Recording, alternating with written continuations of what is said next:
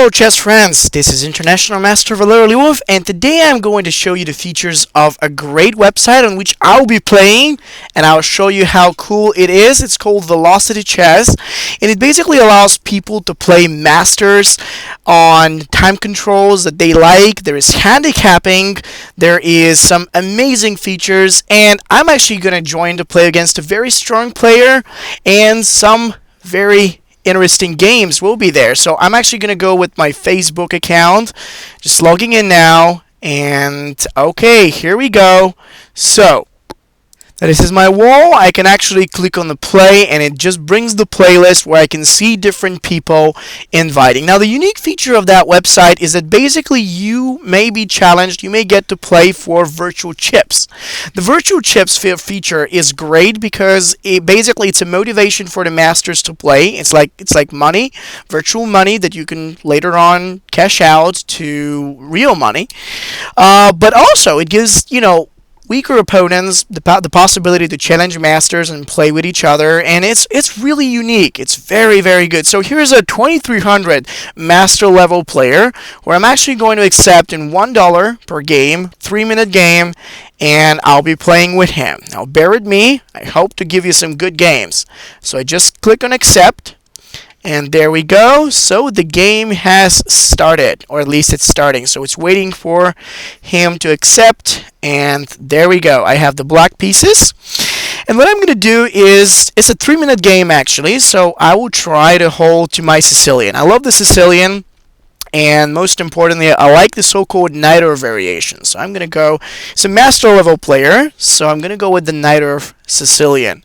C takes D, Knight takes D, Knight F6. Okay.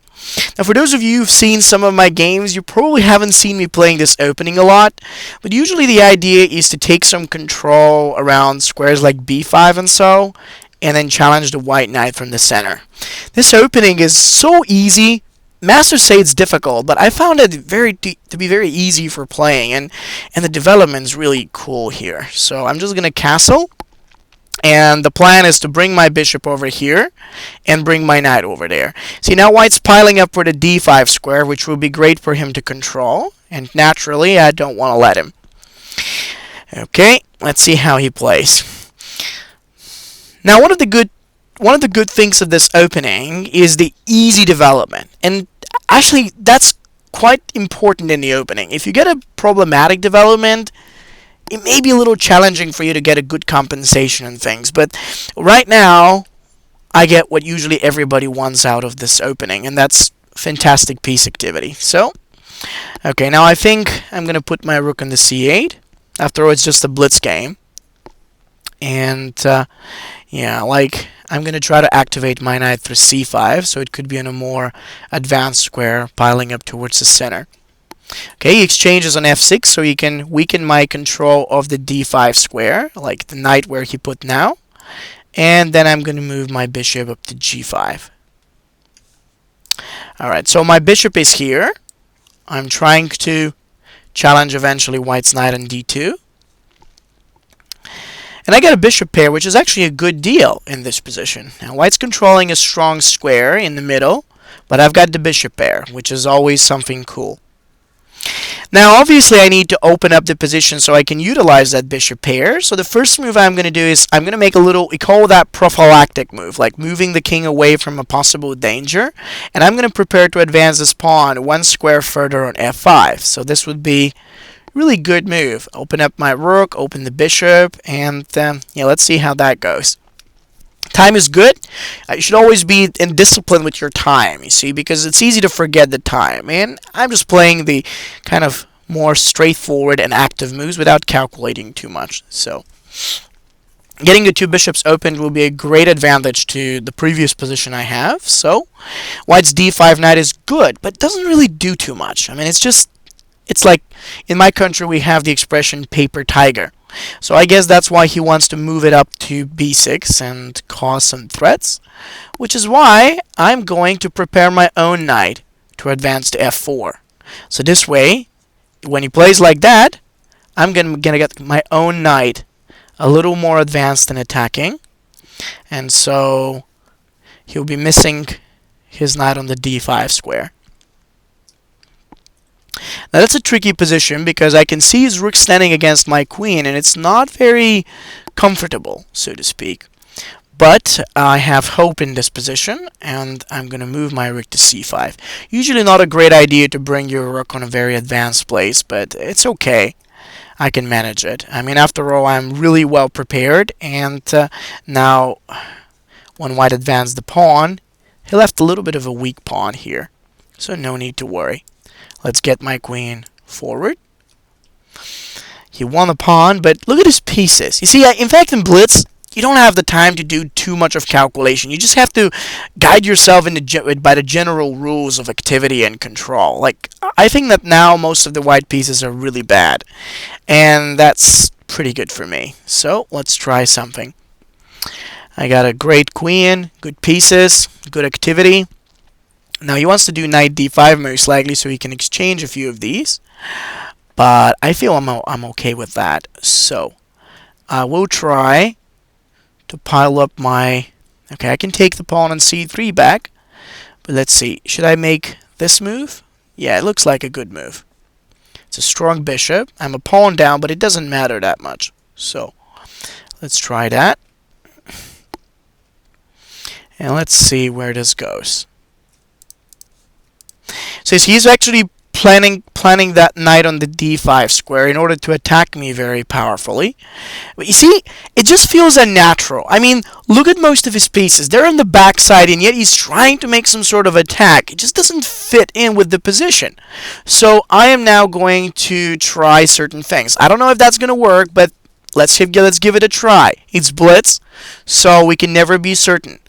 I'm going to sacrifice my queen, so if he takes my queen, I'll take my bishop.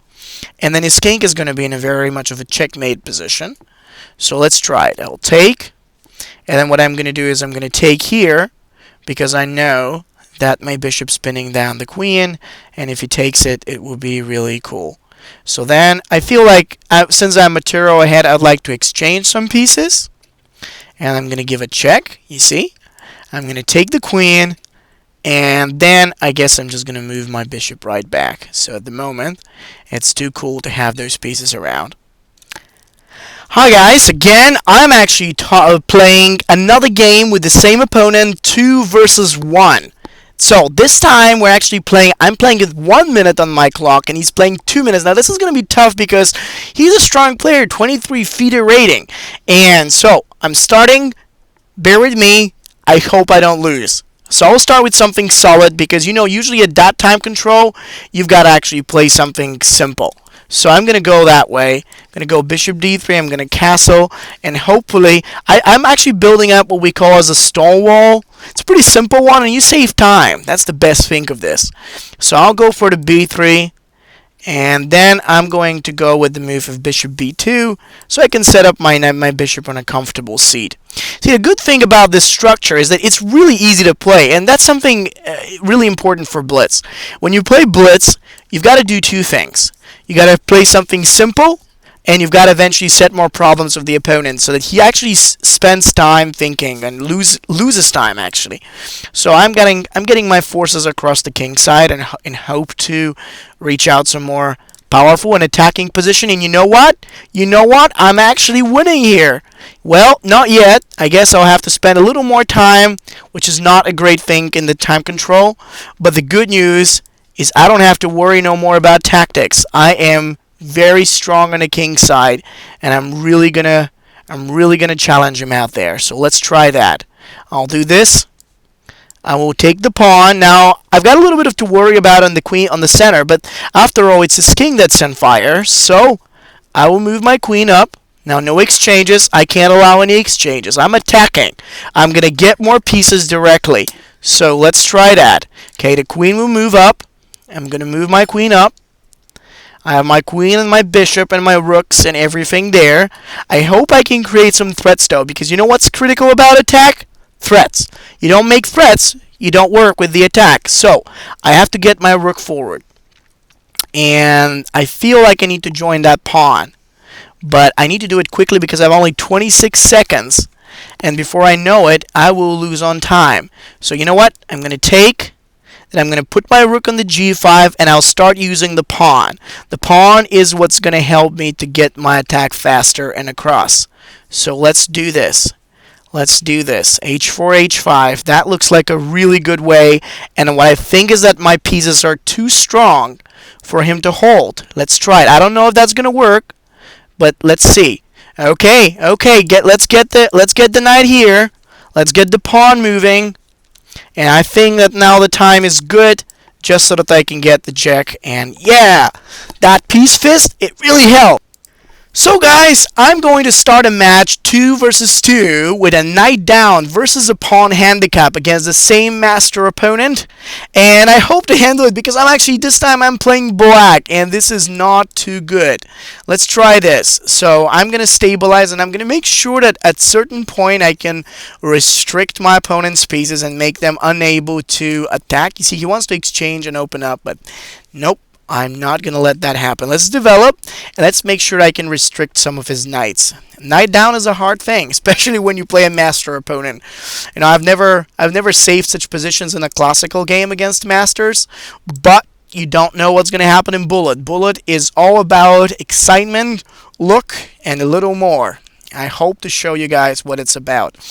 I don't believe I'm going to win, but still, let's try. Everything is possible in Bullet. Games are won, absolutely lost games, and absolutely winning games are terribly lost in these games. See, I have a trick now. If I can make a3, I can probably attack him out there, and things may not go that bad.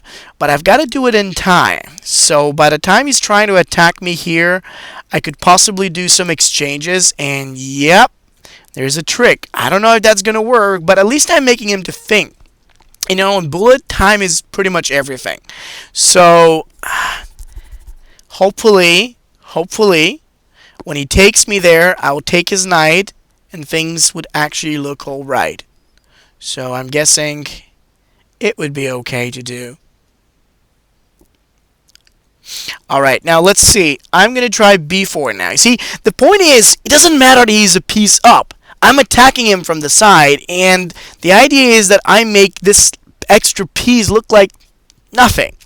And I think I can manage that. Now, of course, I can push the pawn or exchange. I'm going to take, because he can't take me back, as I will promote. Of course, he's doing this. And then I'm going to try rook a1. You know, the point being is I get active. If I get more active, the relative value of my pieces will be better than his, which means that his extra piece really wouldn't matter that much. Let's try this move. See, if I open up the position, my own forces will be attacking him fiercely. And that knight on d1 would feel more like a burden. Alright, he knows what he's doing. Well, he's going to open up my king. I hope to be faster than him, although I don't know. I'm real scared about my king right now, and he looks unreal. Alright, there is a chance I may lose very badly here. I hope I wouldn't. 34 seconds. Now this is getting ugly. Okay, this is really getting a bit ugly. Let's hope that I'll manage it. At least I have my bishop around that will protect me for the time being.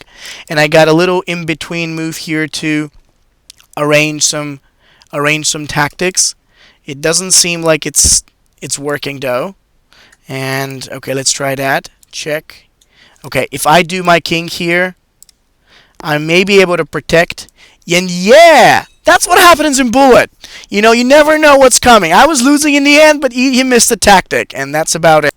Okay, now I'm taking on a 40 seconds versus 5 minute against a 1450 player. Now that's going to be hard because I'm actually at a huge disadvantage. I have my rook down and I have a time disadvantage, the two worst thing in chess, except the blundering, of course. But that's going to happen too when you have 40 seconds on the clock. So bear with me. I'm not really good at this. I've tried a couple of matches before earlier in that day against this player, and they were horrible. So let's hope that when I'm recording now, I'm going to do a little bit better.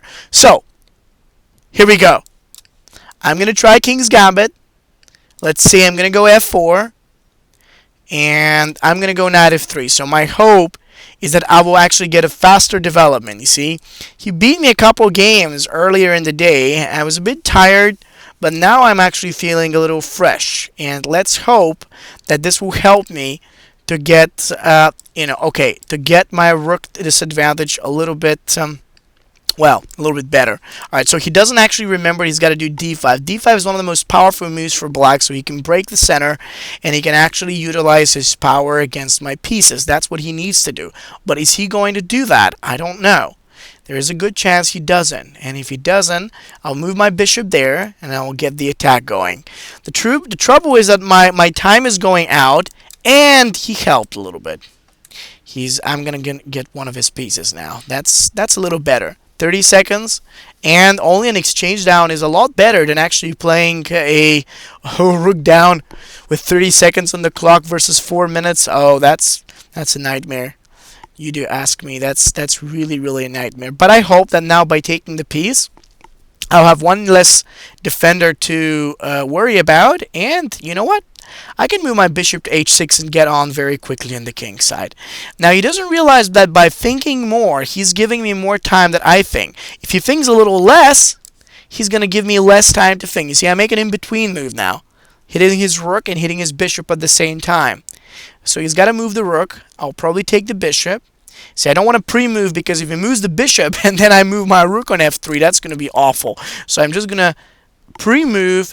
Is a great opportunity for me to play some of the more obvious moves that I'm intending to, and otherwise I'm just going to hover my mouse around the right move. If I put my rook here and my queen goes to h6, that would be beautiful, but yeah, it really is about what he does next. He doesn't remember that my rook, queen, and a few of the other pieces are going to be awesome the way they play on the king side. So let's try that. Let's see that coming. Okay, I have 2 bishops, good rook, and some nice attacks coming in line. So I hope it works. I do hope. Really. Well, he's taking some time to think. So I suppose he wouldn't exchange, but he would rather like move his bishop, which will let me to take the rook, and that will be... Actually, I'll be with equal material. Yeah, that's great. 26 seconds, opposite colored bishops, which will help the attack in case he gives me the rook on f8. And a little frustrated opponent who just lost his exchange. I guess that would be good. Let's try. As I said earlier, I've lost some games against this guy with the same time control and the rook, and I was like, okay, now I'm going to take a little time off, I'm going to prepare, and I'm going to get ready, and yep, he didn't give away his rook, he lets me to take up with the queen. Actually, I think he's in trouble now. I don't see a way how he can defend the checkmate. Yep, I am getting the checkmate. Finally, I was waiting for that. Yes, there we go. Let's try with black now. Okay, so now I am going to give a different handicap, actually. The different handicap is going to be with all my pawns off and my opponent trying to just attack me and do whatever he wants against me. This is going to be fun, I hope. I don't know if that's going to be fun, but let's try it. Let's hope it will be fun. So I'm waiting for my opponent to accept the game, and when he clicks on play, that will actually start. Alright, now the game is starting, and it's my move. I'm really naked here. I don't know how to play naked. I mean, yeah, my pawns are not there. So, you know what I'm going to do? I don't know what I'm going to do. I'm just starting to start developing with knight f3. I mean, whatever opening that is. Actually, I can even castle, but I don't think I really cares. Well, the good news when you don't have pawns, when you're naked, is that you can go anywhere and you are naked. Everybody could see. And it's fun. It's really a fun time. Let's hope that my opponent's pawns are going to make him, you know, more clouded in regards to attacks or whatever. Actually, I don't have to hurry. I don't play 40 seconds anymore, so let's try to think. How do I get my pieces really to attack him? Maybe I can just get my queen around. You see, he can't take my bishop, as I'll capture his rook. Yeah, you know, let's relax. You know, when they sometimes you strip you naked and, you know, like you hurry and whatever, at one point you say, okay, you know what, nobody gives it, you know, nobody really cares. So what I'm going to do is I'm going to relax and I'm going to enjoy how different this is. And that's kind of how I feel right now. I don't have any pawns, but it looks like my opponent is worried. He has the f6 to worry about, and he's now thinking about a way to castle. And I'm getting even more relaxed that maybe those pawns are not going to be so much of a great advantage for him. Well, I can't believe I just said that. In fact, I don't believe I think that. And maybe I'll be right though. Because if he castles, I'll take the g7. Now his only move seems to be queen b4 to go after my queen. And he doesn't do that. He probably wants to cover his light squares before he castles. It doesn't matter though. Now I took one of these pawns and I took a knight. So I got like one pawn and a knight that's equal to 3 pawns. You know what? I actually think I'm starting to equalize the material. Good news, right? Yeah. That's how it feels to play naked. I mean, yeah, chess naked. So, well, you know, like as a matter of fact, it's about 40 degrees Celsius where I am. So it's not just my pawns that I have out. I have all my clothes as well, because essentially that's how you play blitz in 40 seconds, you know, when you're with 40 degrees. And yeah, you know, you feel free. Let's go. My knight is up. I'm attacking him on the f7. His king is down. His pieces are away, and I can take him on the f7, and I can attack his rook, and I can take his rook. And all that feels good. I almost remember this story by Anderson, who once went into a chess tournament, international chess tournament, and he won it.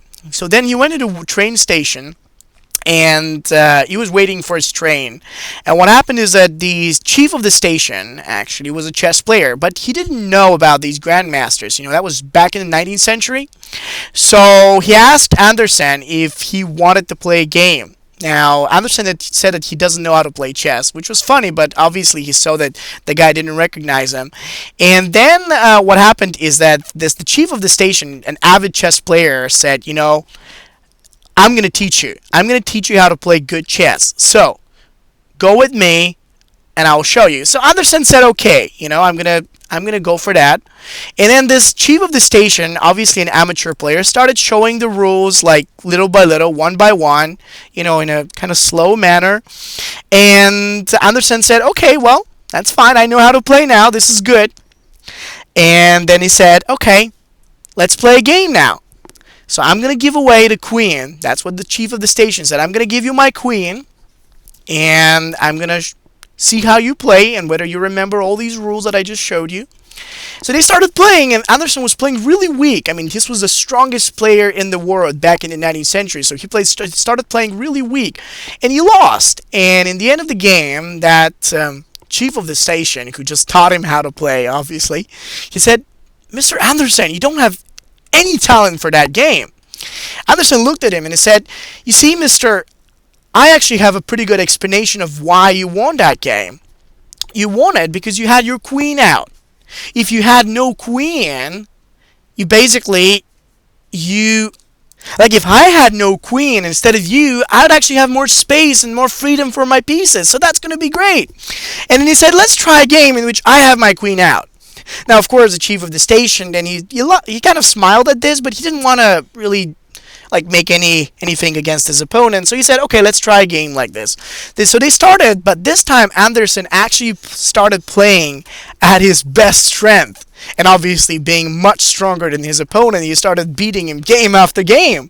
And his opponent was really surprised. And finally, the chief of the station had to agree that playing a queen down is better than playing a queen up. Now, I mean, I wanted to show you that story because when I was younger and I read it, I was like, really, this is interesting. And it shows how sometimes being stronger at using your pieces is even more important than actually having the pieces. Now, in that regard, I don't suggest you to give away your queen at the early stage of the game, but consider this. Every piece has its own relative value, and depending how you use it and where you use it, you can be really good or not. You can be play 100% in a certain position, maybe 200% sometimes, or it could play 50% or 10% if it's on the backside position. Anyway, I hope you enjoyed these games that I played, and I'm going to be playing some more soon. So this side is really cool, and I hope to give you guys some more interesting games very soon.